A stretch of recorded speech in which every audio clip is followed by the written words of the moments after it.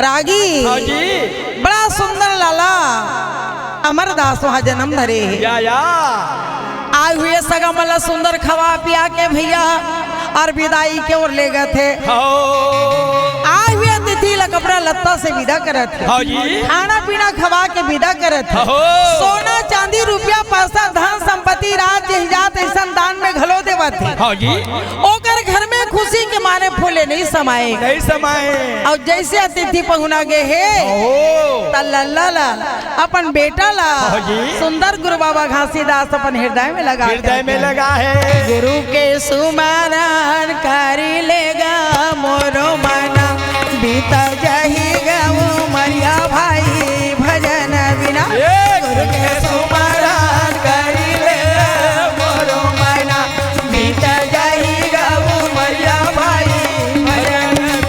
ये बारम बारे मानुषा तन्ने आवेगा गुरु के सुमरण करी ले मोरो मना बीती जाएगा वो मरिया भाई गुरु के बिना। ये सिजे जल पावा गगन सबरे गुरु के सुमरण करी ले मोरो मना बीती जाएगा वो मरिया भाई गुरु के बिना। ये पंचरतिता यह धाम शरीरा गुरु के सुमरण करी ले मोरो मना बीत जाएगा वो मरिया भाई भजन बिना।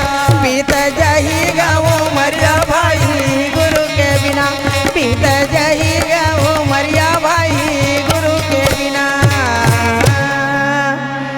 बड़ा सुंदर लड़का के दुलार प्यार करत है और लड़का हा एको कनी रोवत है त घासीदास बाबा काय करत है सफरा ला कहा थे काय कहत है तोला माया नहीं है का वो तोला प्रेम नहीं है का वो तोला दया नहीं है का आवत है महतारी असो। अरे ये लड़का ला भूलियार और लड़का ला भूलियार के तोर काम बुतल भले छोड़ दे। कैसे भूल जा रहा थे ए रागी आजकल के दाई मन घलो लड़का भूलियारे ला जानते काबर नहीं जानी भाई फिर पहली के दाई मन ऐसा नहीं भूलिया रहा है। हाँ कहाँ पाही होला तो तोरो दाई है भूलियारे रीस का तोला वो टोकरी दाई भूल जा रही कैसे भूलियारे रीस है। हाँ सुती जावे बेटा सुती जावे रे सुती जावे दाऊरे सुती जावे। तब पहली के दाई मन हाँ लड़का हरवा है तो इतना भूलिया रहे ऐसने बुलवा रही समझ टोकरी दाई और आज के दाई मन का करत हो आज के महतारी मन का करत हो। अरे ओ काय करते ला देखने लोरी ला नहीं सुनावते सुनावा लड़का हरवा थे तो मोबाइल धरा दे है धरा दी इस पलंग में गाना ला सुना थे बस तो मोबाइल ला लड़का मन शुरू ला देख डरी तो दाई के माया ला लड़का मन है कैसे कहाँ पाही। अरे दाई के माया और दादा के दुलार संसार में मिलना मुश्किल है रागी नहीं मिल सका अब हमार दाई मन के माया दुलार में ना ये संसार है टिके और दाई मन हमन ना तो धरती टिके नहीं तरह सतल उतर जाता और दादा मन हवा तल मन गलत है दादा मन का मेहनगा भजनी आए जब दादा मन हवा नहीं देवता बरसावत है तब देवी मन झोंका था। बात तो सही है नर नारी के एक मत होई और जाके भक्ति बिगाड़ वहाँ तक तो ठीक है। फिर धरती हम महतारी धरती में गंगा बहाते तेन महतारी महतारी अनकुआरी जन उपजा के खावत है तो जिला रखे तेन महतारी और जन्म के दवैया घलो महतारी तदाई सफरा लइका ला अपन छाती में लगा ली और लइका ला अपन छाती में लगा के कैसे लोरी गावत है रागी गावत है मोरे आँखों के तरह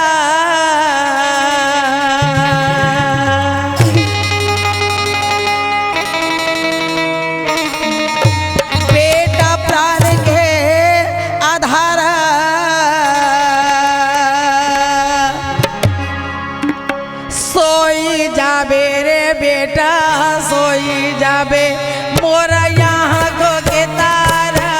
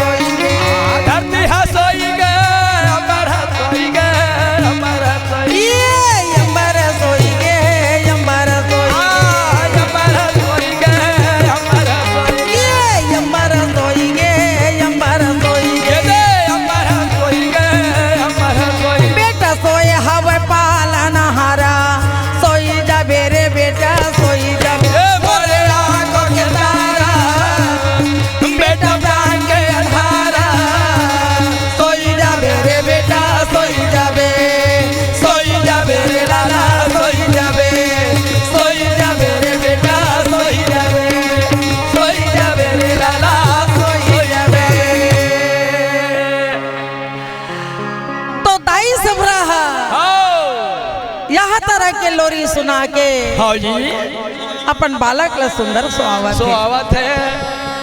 और दाई दादा अपन बेटा ला देख के बहुत खुश है।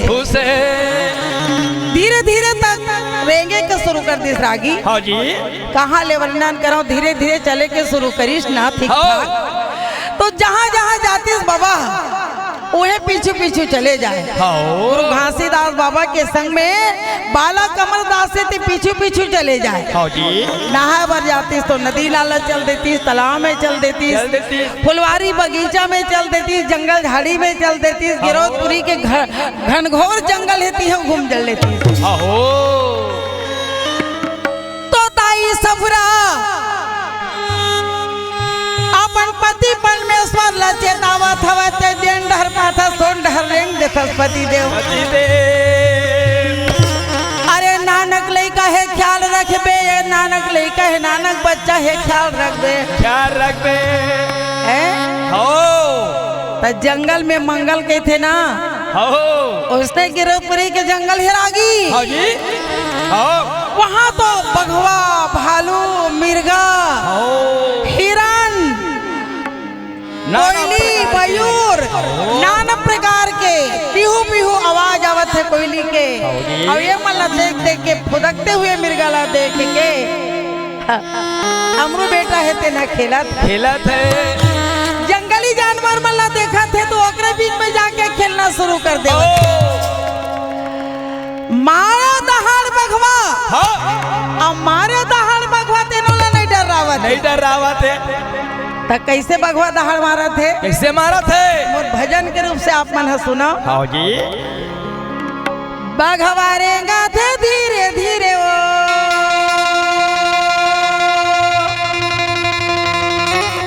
बघवा रेंगा थे धीरे धीरे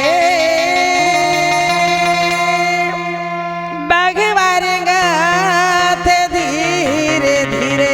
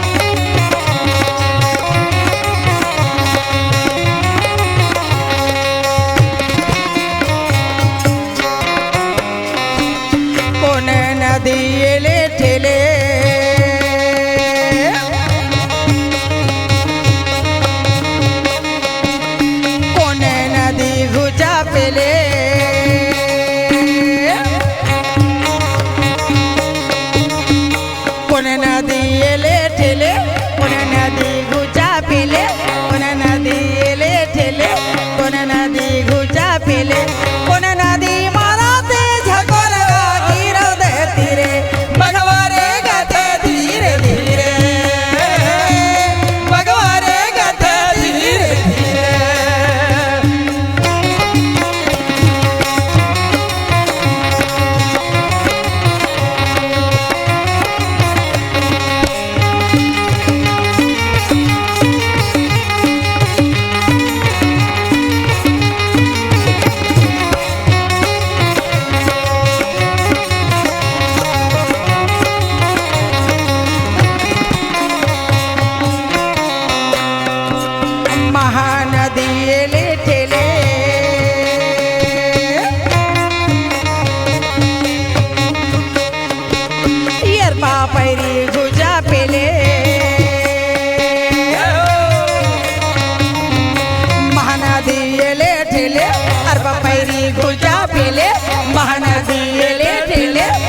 मेरी घुटा पीले जोग नदी मारा दे झकोरवा डोंगरी के तीरे भगवारे गते धीरे धीरे भगवारे गते धीरे धीरे भगवारे गते धीरे धीरे ओ गिरो दे धीरे भगवारे गते धीरे धीरे भगवारे गते धीरे धीरे भगवारे गते धीरे धीरे भगवारे गते धीरे धीरे भगवारे गते धीरे धीरे। गुरु बाबा घासीदास जी जय हो। जैसे चलना शुरू करी हाँ जी। सतपुरुष बाबा हा देखा थे सतलोकी बाबा हा देखा थे हो का देखा थे वाह बेटा सहजन की हाँ जी। है अरे तो ये धरती लोक में मैं भेजे बेटा हाँ जी। हो और तोर खंदा में भार दे फाड़ दे हो बेटा हो आज तक सत्य प्रचार कर हूँ कहीं के धरती लोक में गे हवस बेटा के